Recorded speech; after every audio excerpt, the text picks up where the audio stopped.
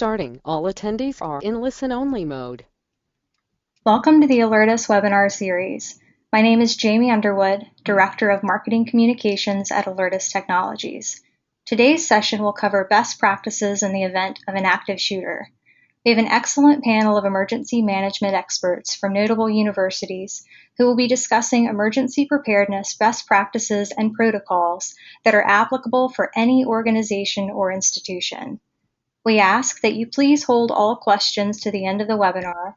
However, feel free to type any questions in the chat box during the presentation, and we'll be sure to come back to those during the Q&A at the end of the session. This webinar is being recorded, so please email marketing@alertus.com if you're interested in receiving presentation slides or video from today's webinar. I would now like to turn it over to today's webinar moderator, Alertus's Director of Client and Professional Services, Ben Brewer.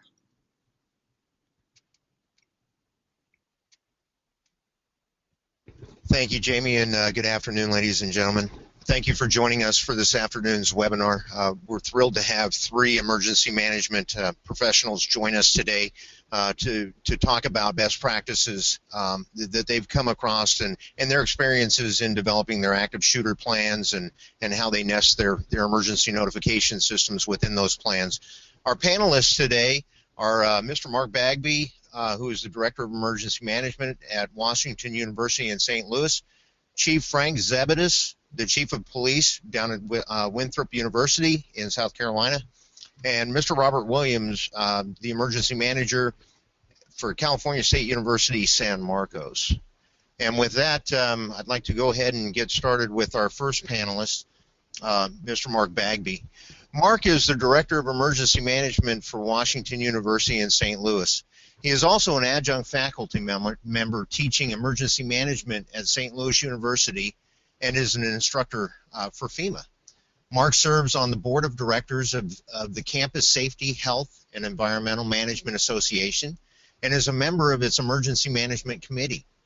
In 2011, Mark founded and chaired the St. Louis Emergency Management University Consortium to help institutions of higher education build their emergency management plans and programs.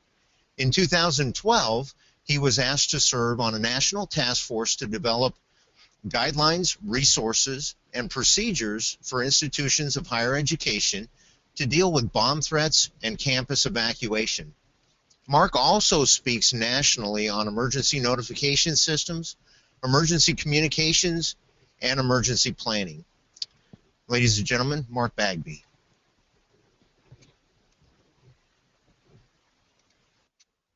Thank you, Ben. Next slide, please.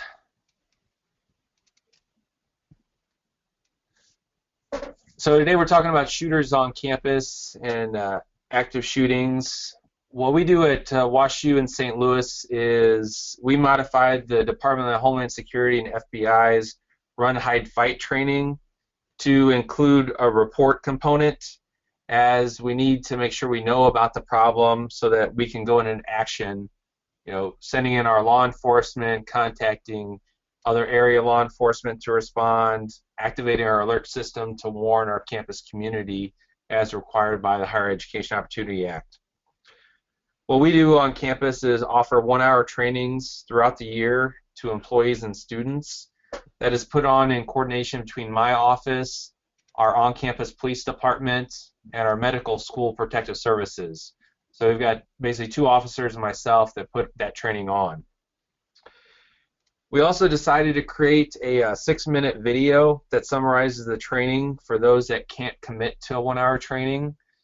Originally, we used the Run, Hide, Fight video that a lot of higher eds use, but our administration wanted that WashU feeling. We really cater to our faculty, staff, and students. So we used that same basic theme of the video, but made it conform more to Washington University in St. Louis and how we would respond to an incident. Next slide. We use Alertus as our centralized dashboard to activate multiple alerting technologies in the event of emergency. For an active shooter or tornado warning, our dispatchers have access to send out preset messages related to that event. We've already thought about what the message is going to say, what bells and whistles are going to go off. They can just go and click in and send it very quickly. For active shooters, we have messages that are specific to the campus that the problem is on.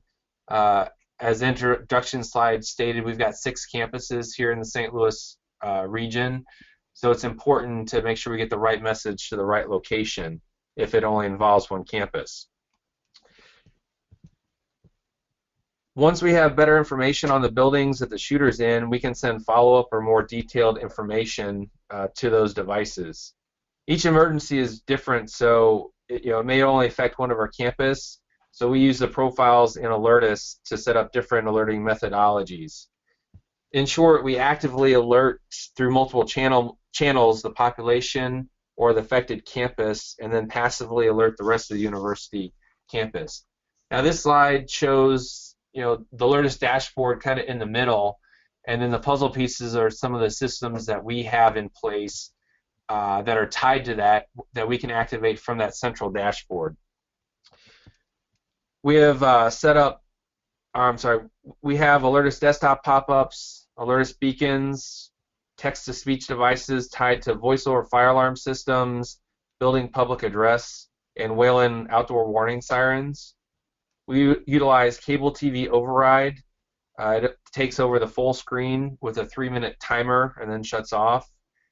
Digital signage override that requires all signs to run off the same software so that we can overtake them. A website feed and an API to Everbridge for voice, text, and email.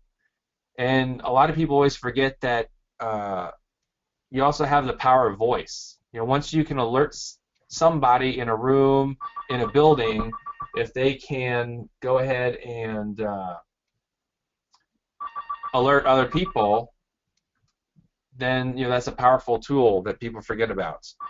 Many of our modalities are campus specific, so like I said earlier, we can set off devices only to one campus if we want or need to, and we utilize this very recently with the Ferguson riots. Next slide. This is our web page. We utilize this as well. One, it's a great resource tool for people to go for information before, during, and after an emergency.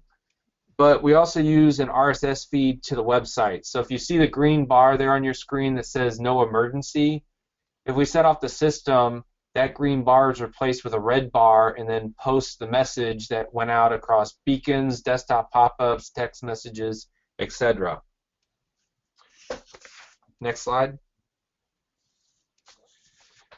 So we've been lucky enough that we haven't had an actual active shooting incident, knock on wood, but we did have a real-life, not emergency exercise.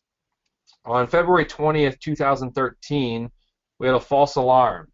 I was in our emergency operations center as we were due to get some winter weather, so I was on a National Weather Service conference call, and all of a sudden my computer screen desktop activated with an active shooter Danforth campus message.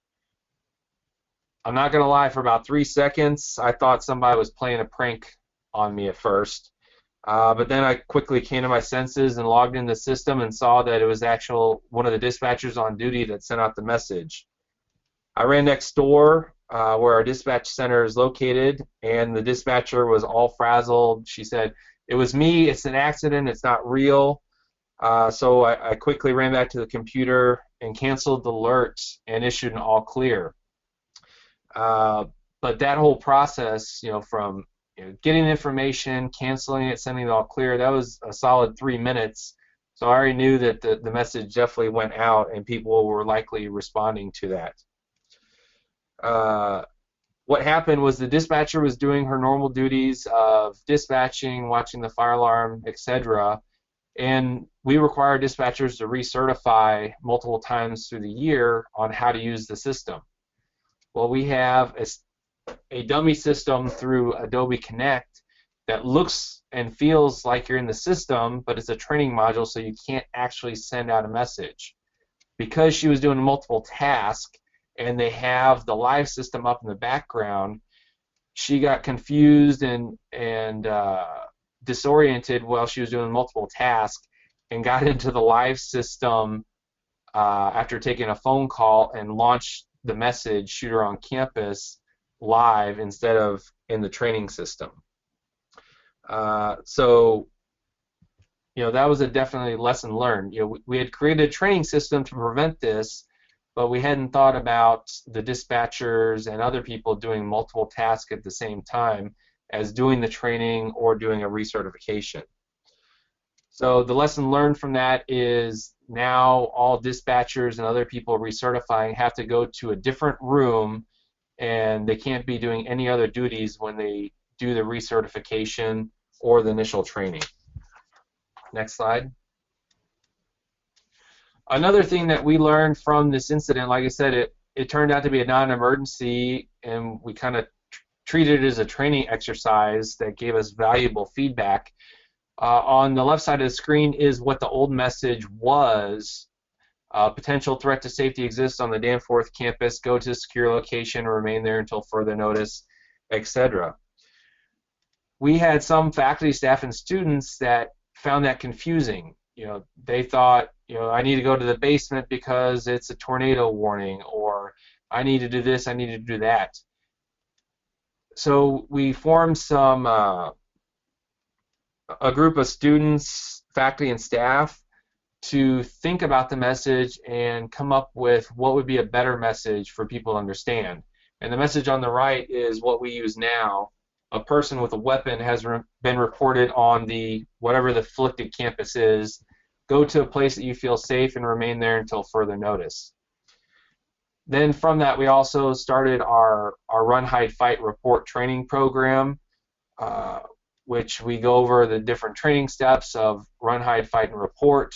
We talk about what the message would look like if it came out, and what we want people to do. As I stated earlier, we will actively alert people on the afflicted campus and more passively alert the rest of the campus, because people have to travel between multiple campuses during the day depending on if they're taking classes or a staff member. So what we'll do is if the shooter is on the Danforth campus, we'd send out this message. We set off all the bells and whistles on that campus, and then we use the desktop pop-ups and email to alert people passively on the other campuses to let them know, hey, there's an incident going on, don't come to that campus. And then if an all clear is in order, then that goes out to everybody, knowing that everybody can return to normal operations.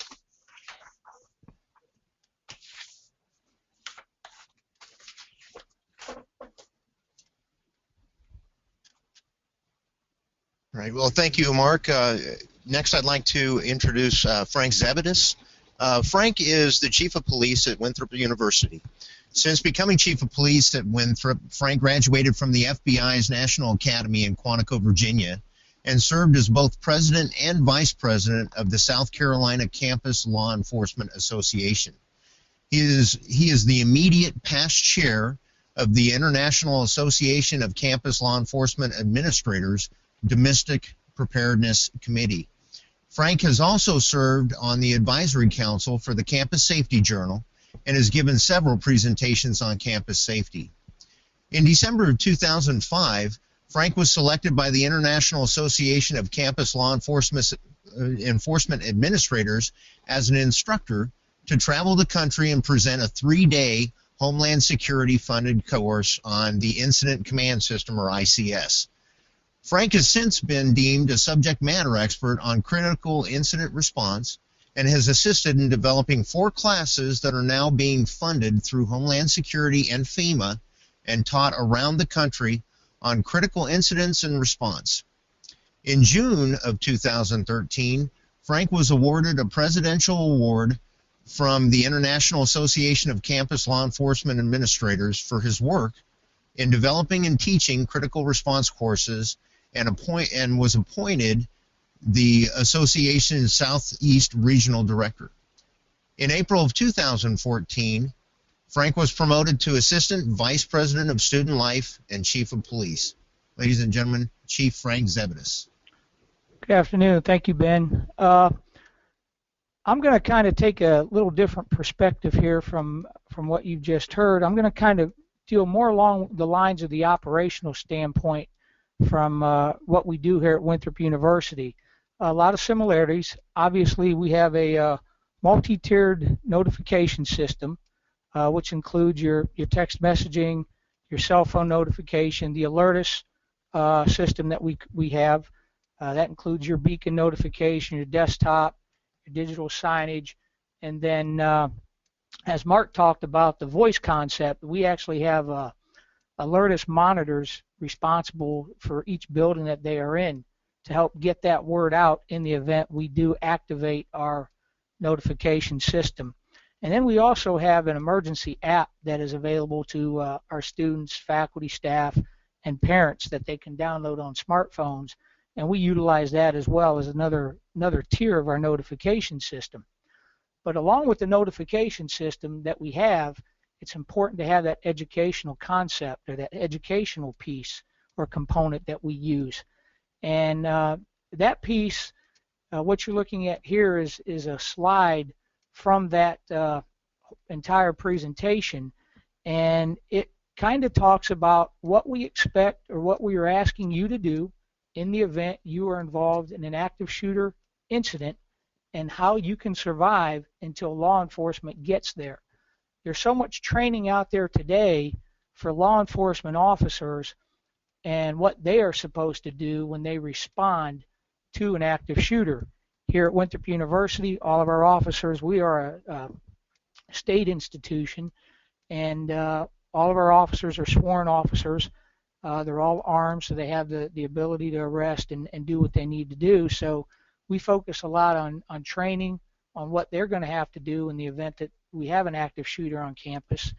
We actually teach the alert concept, which is the advanced law enforcement rapid response training for our law enforcement officers.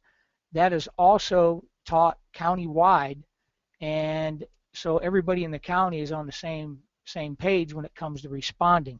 It's very beneficial because when you have an active shooter incident on your campus, you're not just going to have your public safety or your campus law enforcement. You're going to have law enforcement officers from all over the county, possibly the state, showing up initially.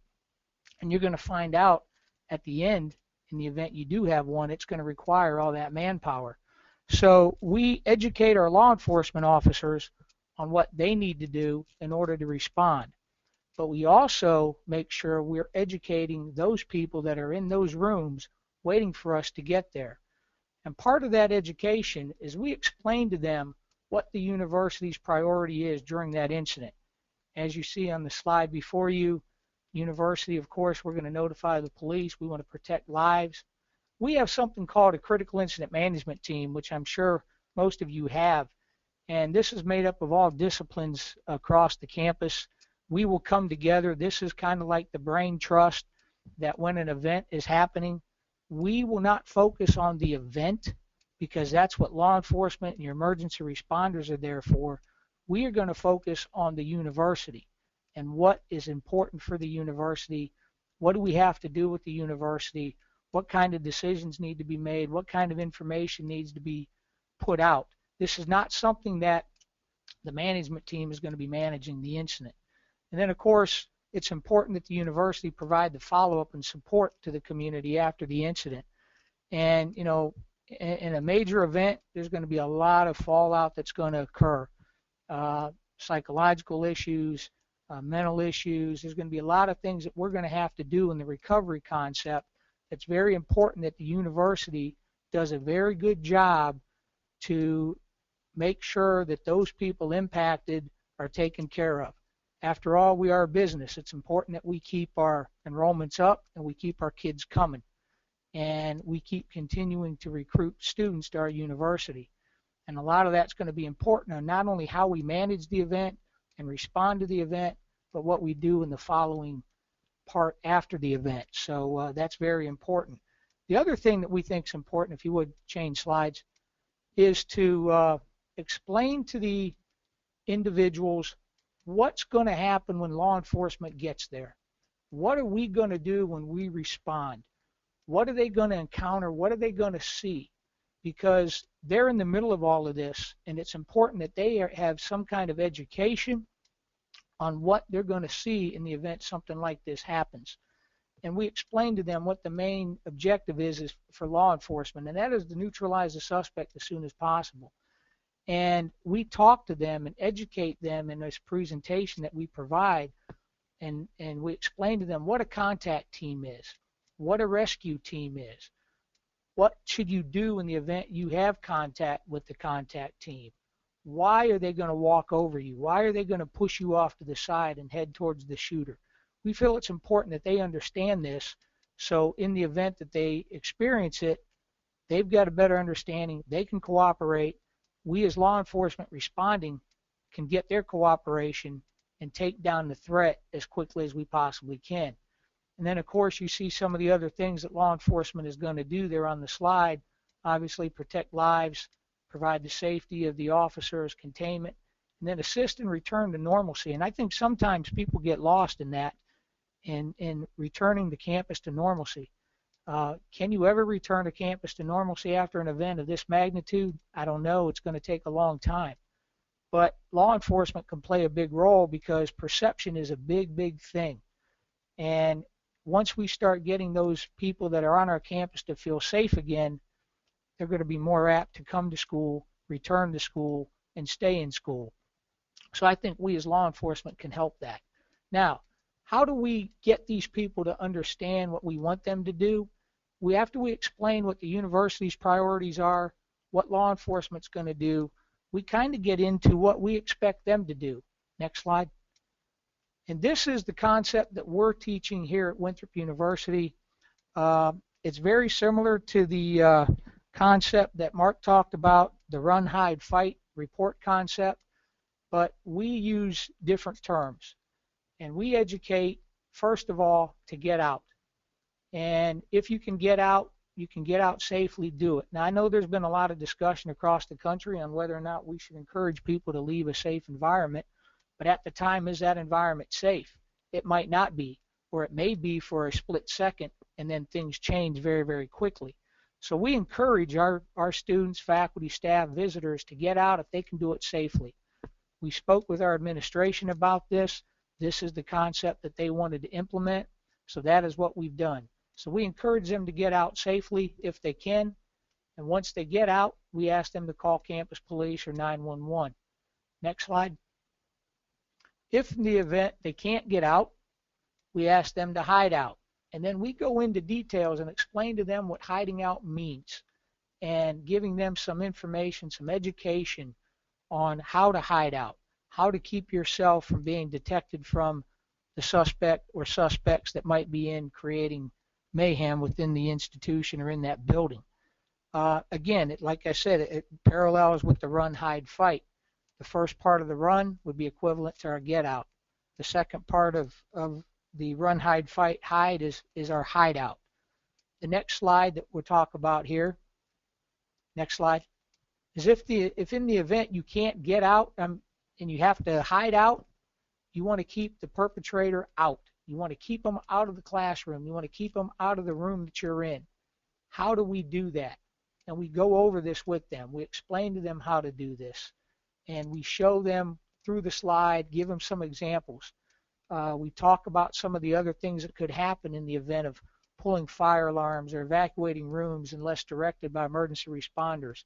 There's been case history of that where shooters have actually done that and then, assaulted their victims as they were leaving the buildings. So we encourage them not to leave. Once they decide to hide in a room and keep out, we instruct them don't leave then until law enforcement shows up to help get them out. And then the next slide that we talk about is obviously the takeout. And this is the fight. This is equivalent to the fight concept. But we don't instruct this, we don't advocate this unless it's your last chance. It's your last means of survival. The other thing that we share with them as we're doing these presentations is what might be safe for me might not be safe for someone else. What might be an opportunity to take somebody out might not be the same opportunity for someone else to take out the same person. So we don't put any preconceived notion in their heads that this needs to be done. We leave it on them. There's a lot of questions that are always asked. Well, how do I know? How do I know? How do I know? We can't answer that question. And as I tell them, we are giving you some ways to survive an active shooting incident. You're going to still have to make some decisions. The decisions are going to be made under duress. I understand that. We understand that. But there's still going to have to be decisions that you may have to make. We also instruct our professors. They're in charge of the classroom per se, and a lot of students are going to take their lead. So we make sure that they have some kind of education behind this. Now, if they don't remember all of this, what we've done at our institution is we have taken the concept I've just explained to you, the get out, call out, hide out, keep out, take out concept, and we have implemented that on a red laminated card in all the classrooms on the campus.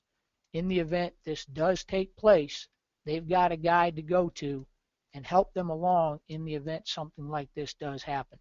So there's a lot of different things that we do to educate our campus community. One of the last things that I'll touch on here that we do is we are known for our College of Education program at Winthrop University. And our College of Ed has written it into the curriculum that any senior getting ready to go out and do their field work in education has to sit in on one of these presentations given by me, so they have a better concept of what they might experience once they get out into the field. Now, one of the first things I tell them, obviously, is don't go against the school that you're in or that you're working in. Don't go against their emergency plan. But these are some things that you might need to know or you might want to be familiar with in the event you miss the orientation session that they went through at the school at the beginning of the year because you weren't there. So this just kind of educates our students a little bit and gives them a better understanding of what might take place.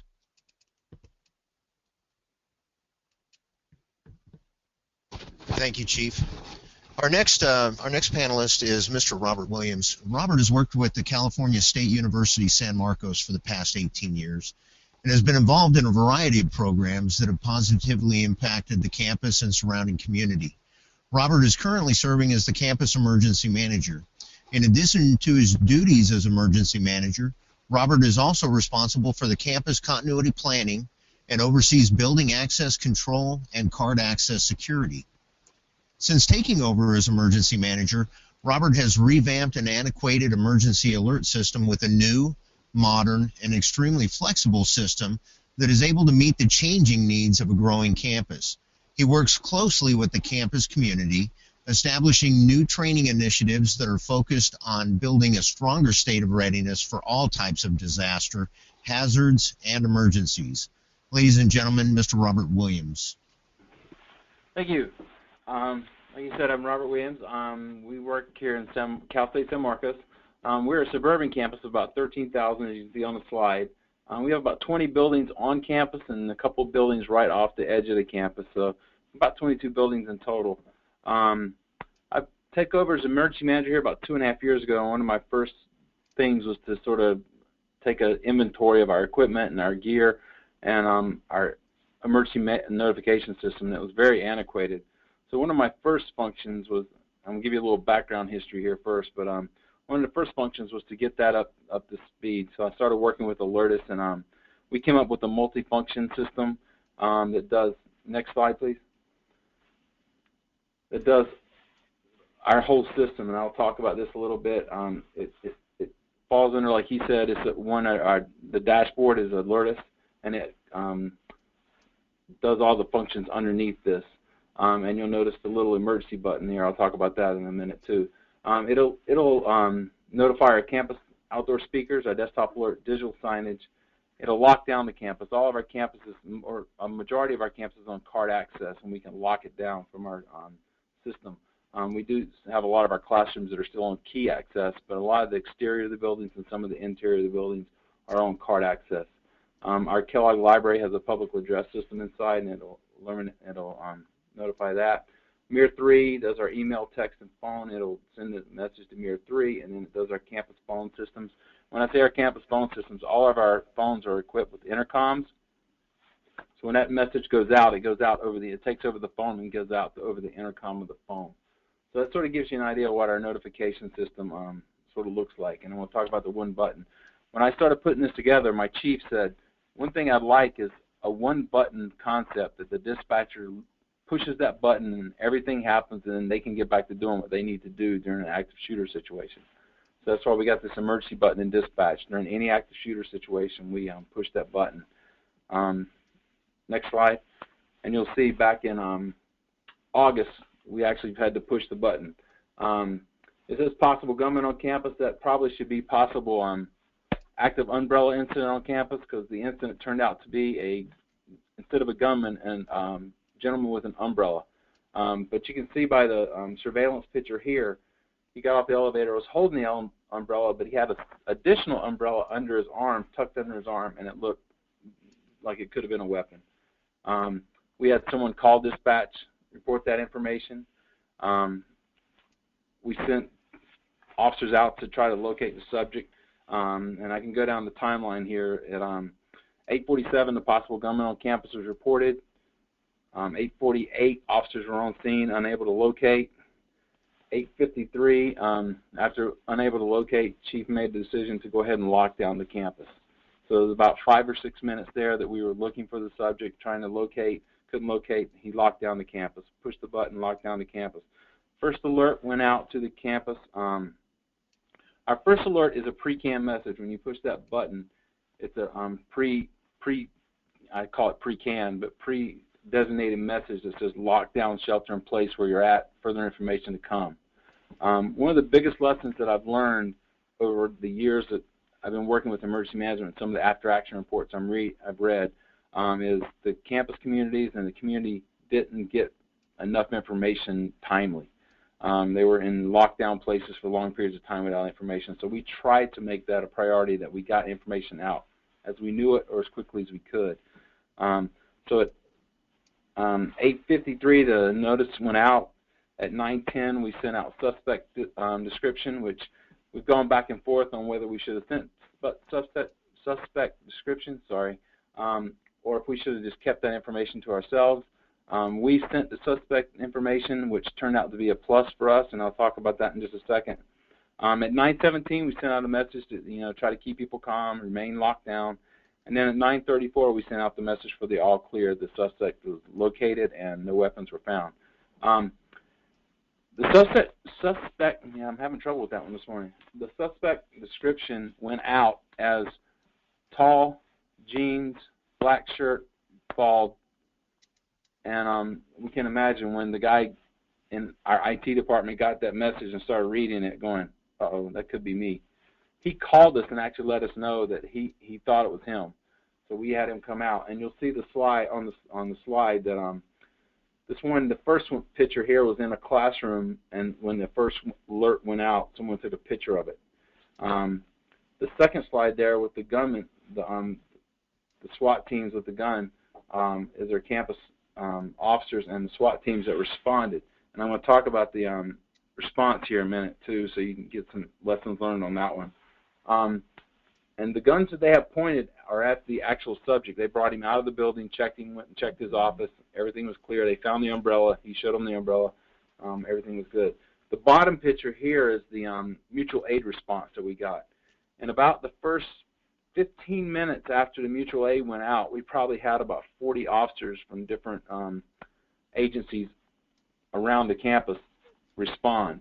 One thing to definitely put out to your campus when you do your trainings is when those officers from mutual aid respond, you have no idea what you're going to get or what they're going to look like. You can see the officers here on the picture with the weapons.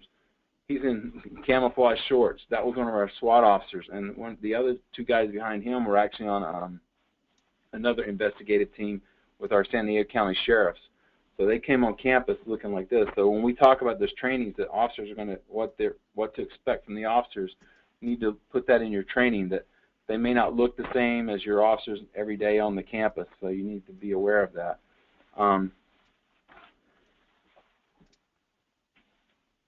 Suspect all clear went out, and we found like we said, we found no weapons. The umbrella was safe.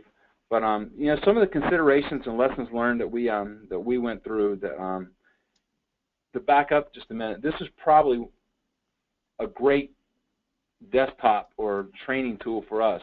It was an active incident. We thought we had a shooter on campus, and everything operated just like it would have been a shooter, but we had so many lessons learned from this thing. We found that you need to plan and advance your tactics with your messaging. You need to have your tactics in place and figure out what messaging you want to send out. And I know every situation is fluid, but you need to have some kind of messages sort of sculpted on what information you want to send out. Do you want to send out a description of the incident? Do you want to send out locations where the shooter may be or may not be? Do you want to send out descriptions? Do you want to send out what building they're in? All those type things should be planned in advance, so your tactics work along with your messaging with your emergency notification system. Because you don't want to be sending out information from your emergency notification system or from the moment and it starts hurting tactics out in the field. That's one of the things that we learned. Our messaging was pretty spot on. We got great response from the community telling us that they were well informed and the messaging was good. Some of our officers were a little concerned over one message that was sent out, and we debriefed that and talked about it and came up with better plans on that. Another big key was, like I said, keeping the campus informed as they went through this incident. You know, as the incident gets longer and longer and longer, you need to assure people that everything's good, stay in place, lock down. On our campus philosophy is when we have an active shooter or a potential shooter, we lock the campus down, lock and shelter in place, and we train people. When we go out and do our trainings to staff, faculty, and students, every new faculty, every new staff that comes on board has to go through this active shooter training. And then we do trainings throughout the year at all different levels with students and organizations, departments on campus. And we tell them, lock down, shelter in place, identify safe rooms, know where your safe rooms are, know where your buildings are.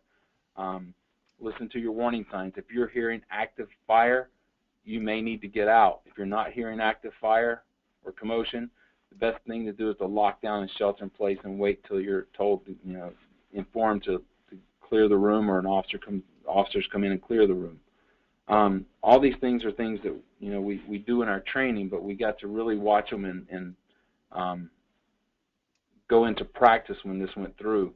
One other thing you want to tell your people, if they got safe rooms identified and they got lockdown instructions, make sure that they don't lock down too quickly. We had librarians in the library that would been working with someone all day in the same room. The person went to do something and got locked out of the room, and the librarians wouldn't open the door for them. So those type things, you don't realize those things happen until you go through an incident like this.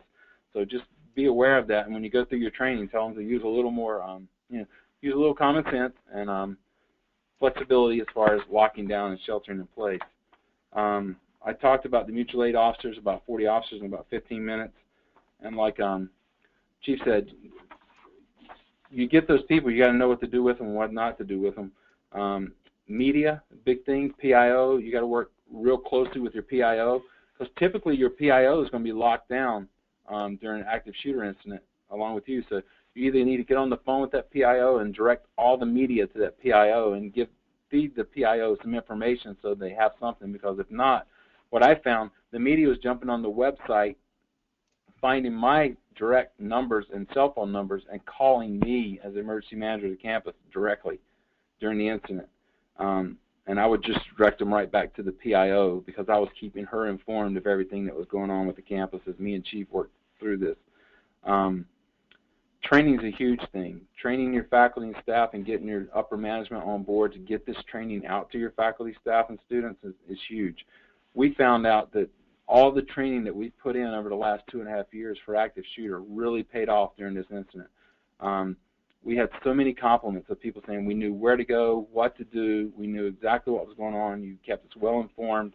You're always going to get the negative feedback about certain things, but we take that too. We take that and we dissect it and figure out what we could improve on and what we could not improve on. And the biggest thing too, take a campus inventory of your areas. Do your rooms lock down? Do they not lock down? Are you able to lock it down from a central location? We found out in some of our older buildings that the classrooms didn't have interior locks that they could lock. So now we've done a class inventory and we're retrofitting those with interior locks. But we'd have never known that or realized that unless we had an incident like this. Like I said, the biggest thing I can tell you is education and lessons learned on these type of events. Thank you. Well, thank you, Robert, and thank you, gentlemen, for your opening comments. Very much appreciated. I think there are a lot of key takeaways from your presentations. Some of the higher level takeaways that really struck out to me, or that stood out to me, was that each of your three organizations have a very comprehensive approach to their notification strategies, not just focusing on personal notification or facility notification, but really seeking to tie the two worlds of notification together to achieve the best effects. And one thing that was very, very apparent in listening to each of your three comments was that you really tend to look at notification, whether it be an active shooter event or some other risk event that your particular facility or organization faces, as a comprehensive life cycle versus simply looking at notification and response. Also taking a look at how you plan for and prepare for those events and how you recover from those events. And I think just kind of trying to circle back a little bit, I'd like to come back to Mark. And Mark, the question I would ask you, you were talking about Washington University in St. Louis and the fact that you've got six different campuses, and the fact that your strategies are not always self-contained within the campus itself, but also are impacted by what's going on in the local community, while at the same time impacting the local community.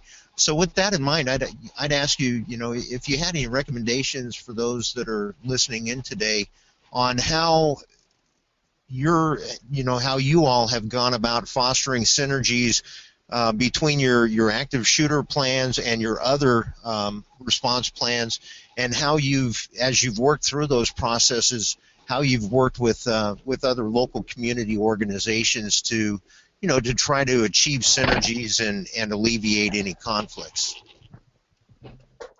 Yeah, so the simple answer is you got to get out there and meet the people. Not only your campus population, but your community and your first responders. Here in the St. Louis region, all kind of like what the chief said, all our officers go through the same training. It's actually now a standard state of Missouri. They all go through, it's called MAC Tech training. It's just a standard response for active shooters. So it doesn't matter if our police go to another jurisdiction, other jurisdictions come in, even including the ATF and FBI offices in town, they all train the same way. And we actually have some kind of abandoned buildings that we've offered up to aid in some of those trainings. So it makes us look good, but in the same time, it helps our folks train with those folks because we're offering the space to do it with. With our St. Louis Emergency Management Consortium, I got all the different higher eds in town. A lot of these are smaller colleges and universities. They don't have an emergency manager. It may fall on somebody in EH&S or police wearing 10 different hats, and just letting them know where some of these resources are. With the recent Ferguson riots, I got fed the daily briefings from the Emergency Operations Center at the city and county level and received the okay to forward that on to these other entities. So that fosters sharing of information, and they fed information back up through me, and I fed it back up to the EOCs. The same thing that when you're dealing with evacuations, you could have a great evacuation plan, but if you didn't look within a couple blocks radius that, hey, there's a high school within 2 blocks and they're going to evacuate and they're planning on using the same road that you're planning on using, your plan starts falling apart. So you got to get out to those community partners and share information and share plans. It's very key for us. As Ben said, we've got 6 campuses.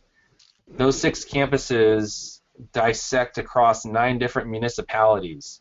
So literally there's a few of our buildings where part of the building is in the city of St. Louis, and the other part is in another municipality or the county.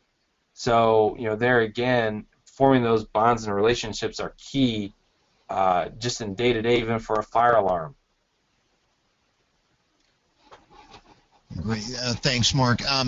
Chief, just kind of building on Mark's comments, I've been down to your campus and I've seen the close proximity between some of your structures, your infrastructure, and the local community. Just kind of looking at the full cycle, especially with regard to testing and exercising, and perhaps even discussing a little bit about the recovery.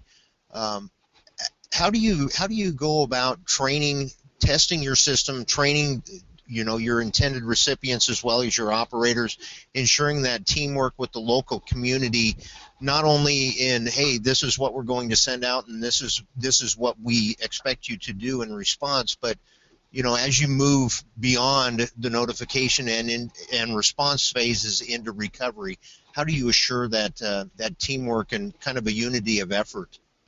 Well, preparation and planning is what everybody focuses on, I think. They think if they're prepared, if they've got a plan, it's going to work. I think what you also have to get involved with, not just preparation and planning, but you got to worry about and focus on the response. And then when you focus on the response, they say, okay, we've planned for it, we've prepared for it, we've responded well, our job's done. No, you've got recovery.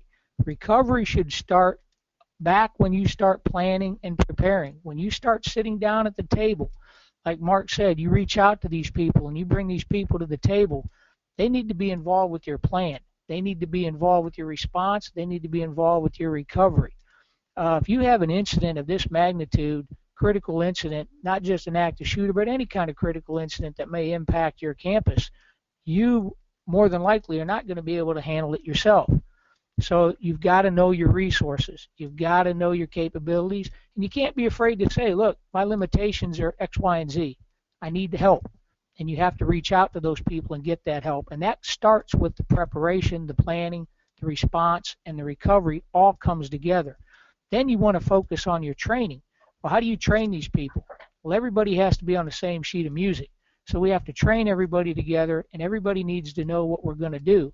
So you have to include those outsiders in your training. Right now we've got, Mark mentioned it, if you've got facilities on campus, we've got a building here on campus. Our city police are training in it every Monday. Every Monday we go train with them. We're training on active shooter incidences. This has been going on for 2 months, and we continue to do this. We're helping them. They're learning our campus. They're learning our officers. They're learning our response. And we're training together so we all know the same thing. And we all understand what our preparation is, our response is going to be, and our recovery is going to be. So it's a full cycle, as you said, Ben. And if you're going to get caught short if you don't worry about recovery and you're only worried about planning and response.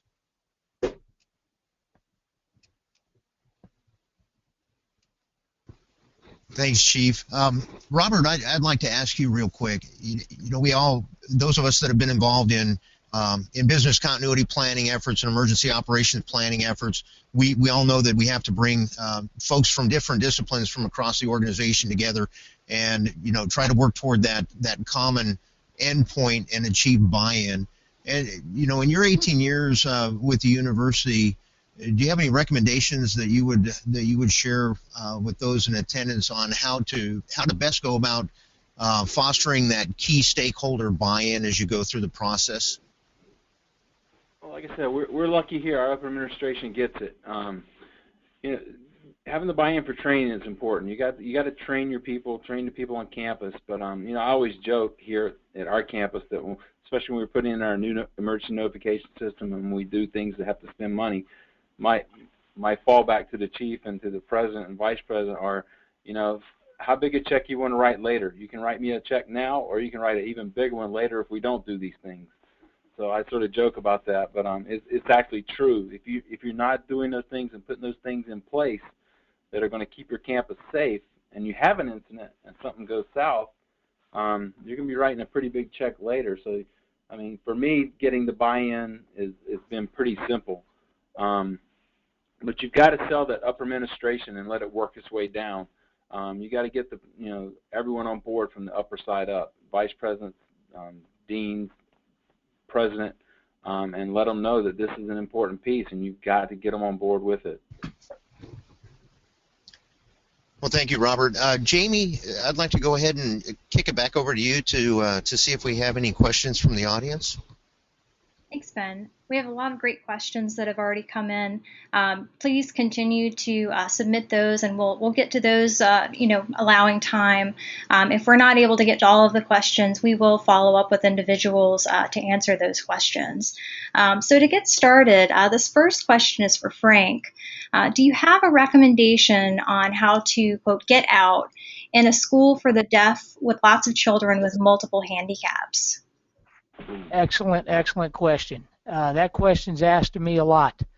And when I do that presentation, and most of the time in that situation, I think you may have to look at your environment, look at what you're dealing with as far as your clientele, and you may have to hide out and keep out. That might be your only option at that point. Questions also asked me a lot, what do I do with a group of kindergartners or first or second graders? You got to keep them calm too. So at the same time, your best option may be to stay where you're at and wait for law enforcement to come. And in this situation, I think that would probably be the best. Remember what I said, you can only get out if you feel safe doing it. And if you don't feel safe, then you have to prepare to lock out and hide out and keep out. Thank you, Frank. Our next question is for Mark. Mark, you were talking about sort of the transition you went through in terms of how you crafted or worded your alert messages. Can you go over again the difference between active alerting and passive alerting? Yeah. So, but real quick, to go back to the previous question, we have a school for the deaf attached to our med school. And so we found it key to use lights and text-based messaging to alert them so that they can get the information to respond to an emergency. Now, active versus passive. So how we term active alerting is we use all the bells and whistles that we have at hand on a campus to alert people where the problem is.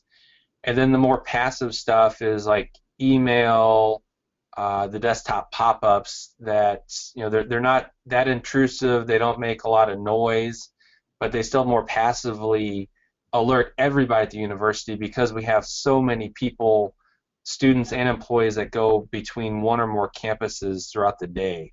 We've got a lot of pre-med students have to go to the med school for a class. Some of us in the central administration have to go to multiple campuses for meetings if we're in, EH&S, HR, resource management, stuff like that. So it's just, active is trying to really get their attention with noises, with lights, with text, with sounds, and the passive is just a little more subdued. Great, thank you. Next question is for Robert.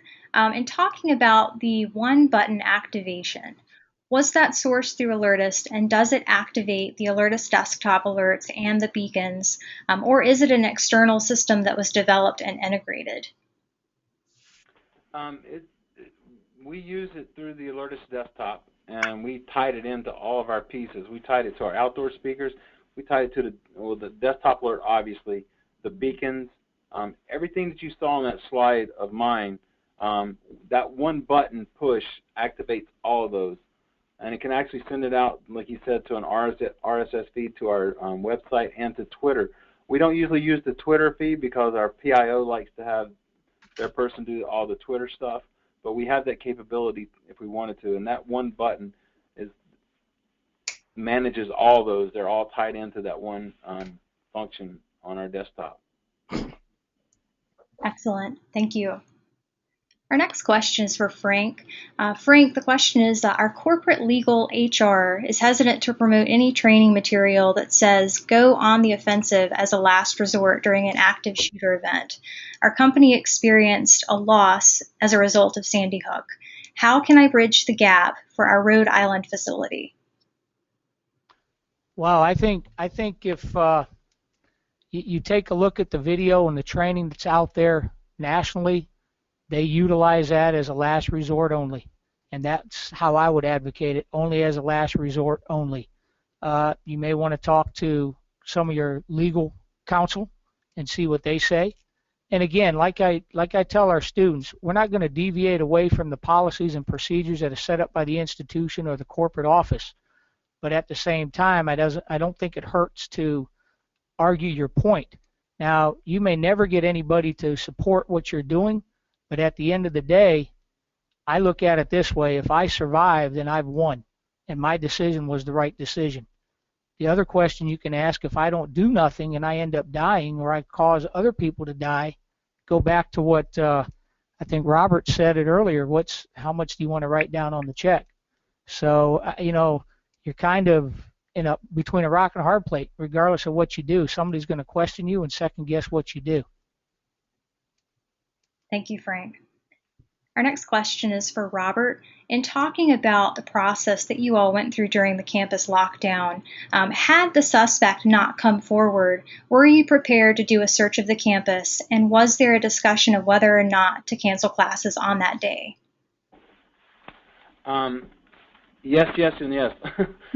We had a lot of discussions. We were prepared to shut down the campus and lock people down and do a room-by-room search, just like we'd have to do, during an active shooter type situation. We discussed that. We had already started going into one of our science buildings, which was the last known location of where they thought they saw him. We had already started sending officers in and sweeping rooms into that building. So yeah, as far as canceling classes, we would have definitely put out a notice to everyone that classes are canceled. Don't come to campus if you're not here, and if you're on campus, remain locked down until you're cleared to leave the building. So we'd had to do a room-by-room sweep. I know I've read and heard, campuses being locked down for 9, 10, 12, 13 hours. That's why we, during our training, tell people you need to have safe rooms, and in those safe rooms you need to have possibly water, granola bars, and even like a camping potty or something in there if you got a space to put it, because there's a chance that you could be locked down for long periods of time. Thank you. Our next question, Ben, maybe you can start by answering this, and then we can open it up to the panelists potentially. The question is, we're looking at our next steps as being able to have experts in the field examine our crisis plan. Are there entities who we should focus on asking to take a look at our plan, these people potentially being experts, local police, state police, and are there other free resources that we should be considering? Well, thanks, Jamie. I definitely think that's a wonderful question. A lot of it, at the end of the day, I think it comes back to the type of vertical that your organization is operating in, whether you're a financial entity, a healthcare entity, higher education, et cetera. But I believe that there are an awful lot of resources that are out there and available through state and local governments, emergency management agencies, and things of the like, where they have the resources available to come in and help you give a second look. But to defer to the experts that have been in the field, I'd go ahead and kick that over to Mark or Chief to start out. How would you guys recommend bringing in that third party, kind of an unbiased expert, to help you get a good read and level set your program and your way forward? Well, I can tell you that IACLEA, which is the International Association of Campus Law Enforcement Administrators, they have a program actually called LEMAP. It's a LEMAP program. It's not a free service by no means, but they will come in, if you contract with them, they will come in with a group of experts, and they will look at your facility, look at your plan, look at your operation, and they can help you along the way. Now, what happens, depending upon what your institution is or what your format is, they will get experts that are in similar institutions or in similar locations to come in and look at your facilities and help you with your plans and things of that nature. So that's one aspect. And then, of course, your local people. You have your local emergency managers. We utilize them a lot to come over here and help us, and our local fire department and fire marshals to come over and help us identify places. I'm not an expert in a lot of fields by no means, and I know that, and I see my shortfalls, And I've got a lot of experts around my community that I reach out to them, and they come and help us for free. So you may also want to look at some of your local community providers that you have, law enforcement, EMS, your emergency operations centers, even your hospitals. They can provide assistance to you and help you with your emergency response plans and look at some of your facility operations.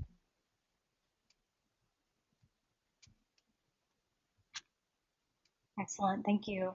Well, it looks like we're about out of time. I do see we have a couple of other questions. We will be following up with you individually. So sorry we weren't able to get to all the questions today. I very quickly wanted to also share some additional information. We have several upcoming webinars, one later this month in December, as well as one in January and February. All will be product overviews. Our first will be looking at the fire panel integration that Alertus offers. We'll be doing an alert beacon overview in January, followed by a focus on our desktop notification in February. If you're interested in signing up for any of these upcoming webinars, you can do so at www.alertus.com/Alertus webinar series. You can also learn more about Alertus and our products at www.alertus.com. And finally, we will be providing presentation slides to those who are interested. We will also have the video for this webinar available later this week. So if you're interested in receiving either of those, please email us at marketing@alertus.com. Also, we're available to answer any follow-up questions you may have. Thank you again for joining us today, and have a great afternoon. Thank you.